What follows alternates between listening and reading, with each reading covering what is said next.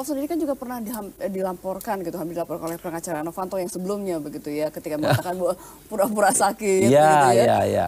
Ya pernah dilaporkan oleh Fredrik Yunadi ya. Sebenarnya sih saya tidak bilang pura-pura sakit. Kalau saya bilang jika Novanto itu pura-pura sakit, ada jikanya. Ada jikanya. Maka ini pelanggaran etik yang luar biasa. Saya tidak bisa pelanggaran hukum. Pelanggaran etik itu tidak perlu. Beda kalau hukum itu nanti proses pidananya biar jalan. Tidak urusan kita lah, sudah ada jaksa dan sebagainya. Kalau etik itu produknya nanti pemberhentian. Tapi kalau pidana produknya kan penjara. Kalau etik itu pemberhentian di DPR-nya, maksud saya ini melanggar etik ya. Lalu dia mau laporkan, saya bilang laporkan aja gitu. Saya kan punya wawancaranya bahwa saya tidak pernah bilang itu, laporkan aja. Tapi akhirnya dia tiba-tiba konferensi pers katanya sudah damai. Ya, saya bahkan sudah mundur sekarang ya, sudah ganti lagi. Iya, waktu itu saya enggak damai bagaimana, saya ketemu juga enggak, saya bilang laporkan aja, saya tunggu. Saya bilang ternyata sudah damai, padahal tidak pernah ada pembicaraan, tidak pernah ada perdamaian. Tapi saya tidak melayani hal kecil yang seperti itulah. Bagi banyak orang itu kan diketawain gitu ya. Kalau saya mau buat itu jadi tertawaan, tapi saya biar aja. Lebih banyak urusan besar yang harus kita bicarakan ke masyarakat daripada bergurau tentang hal-hal yang seperti itu. Iya. Nah, ini khusus bicara juga mengenai pengacara Setia Novanto begitu ya, Prof. Ini kan pernah juga menganjurkan kepada SN untuk melakukan perlawanan hukum. Sebenarnya bagaimana sih? Apakah memang bisa seorang pengacara mengatakan kepada klien untuk melakukan perlawanan hukum? Iya kan perlawanan hukum itu artinya ya pra-peradilan.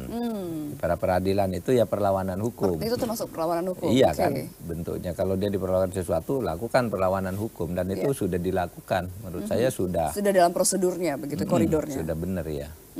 Dan pengacara itu siapapun, terutama di Indonesia ini, selalu mengatakan kliennya benar, selalu katakan diperlakukan sewenang-wenang, karena kalau tidak begitu tidak laku dia sebagai pengacara. Oleh sebab itu kalau ada kasus korupsi, kasus pengadilan tuh siapa pengacaranya sebelum ngomong kita sudah tahu dia akan ngomong gini, akan ngomong gini, akan ngomong gitu. Dan itu selalu begitu. Selalu seperti itu ya. Oke, Prof kan sebagai pakar hukum tata negara tapi pernah punya cita-cita nggak sih menjadi pengacara yang duitnya banyak? Karena konon kabarnya para pengacara ini duitnya banyak. Gini, waktu saya dulu lulus dari Fakultas Hukum tahun 83, saya ikut pendidikan pengacara, pendidikan advokat yang dilakukan oleh LBH gitu. Itu tahun 83. Tapi sudah itu saya bosan, sebelum jadi pengacara betul saya bosan. Masa kerja kayak gini terus ya, misalnya Anda jadi pengacara tiap hari itu yang diolah itu soal yang sama. Kalau perdata, hutang piutang begini, pidana prosesnya begini. Itu mungkin kalau 2 kali, 3 kali enak ya. Tapi bagi orang seperti saya kalau itu dilakukan sampai bertahun-tahun, itu sangat membosankan. Sehingga pada waktu itu saya lalu pindah, enggak lah saya enggak mau jadi pengacara, saya mau jadi dosen aja gitu. Meskipun memang sejak mahasiswa itu saya bercita-cita jadi dosen, tetapi sesudah lulus itu terpikir juga pengacara karena ada publikasi-publikasi, Anda ingin menjadi pengacara profesional, terus ada pendidikan advokat, dosen-dosennya itu Buyung Nasution, Mulia Lubis, orang hebat-hebat, saya ikut gitu. Tapi saya dengar gitu, aduh gitu, masa kayak gini terus selama bertahun-tahun gitu, bosan jadi pengacara. Kalau dosen kan tiap minggu paling enggak kan bukunya lain, informasinya lain gitu ya. Itu ketemu lebih banyak orang, banyak mahasiswa yang kritis dengan berbagai karakter. Betul. Menjadi lebih menarik gitu ya.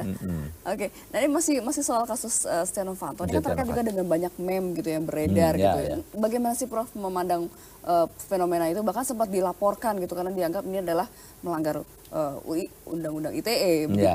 Ya memang pertama kita melihat itu dari konteks sosialnya dulu ya. Itu tidak bisa dihindari sekarang kalau pejabat publik main-main itu akan diejek oleh masyarakat melalui berbagai meme yang seperti itu gitu ya. Kita pun kadangkala dibuat main-main gitu oleh teman, oleh apa kalau kita keliru gitu. Itu tidak bisa dihindari.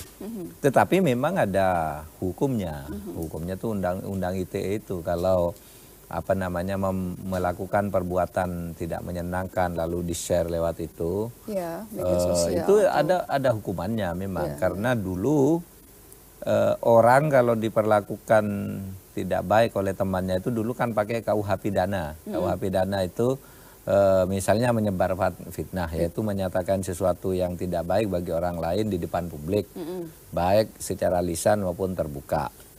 Nah, waktu itu undang-undang hukum pidana kan belum ada, kita belum punya IT seperti sekarang. Terus dibuat undang-undang ITE.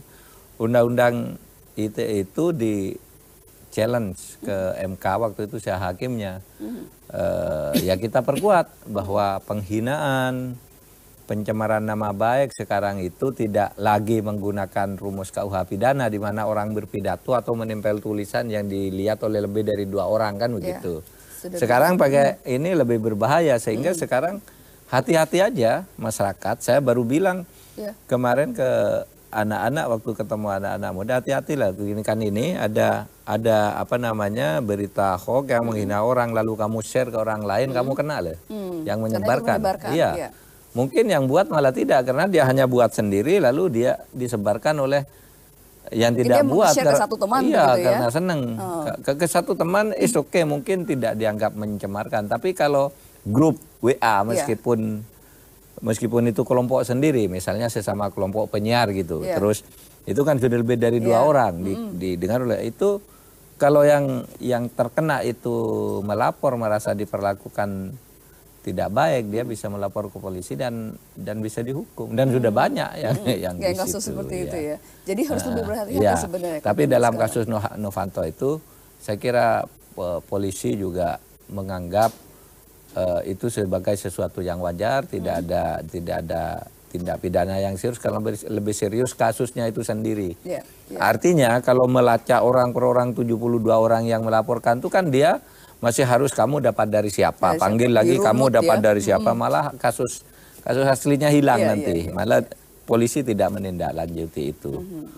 Tetapi kalau sudah menyangkut personal yang tidak ada kasus seperti itu, supaya hati-hati aja. Lulu juga hati-hati, saya hati-hati dalam main itu. Kadang-kala kita terbawa oleh emosi.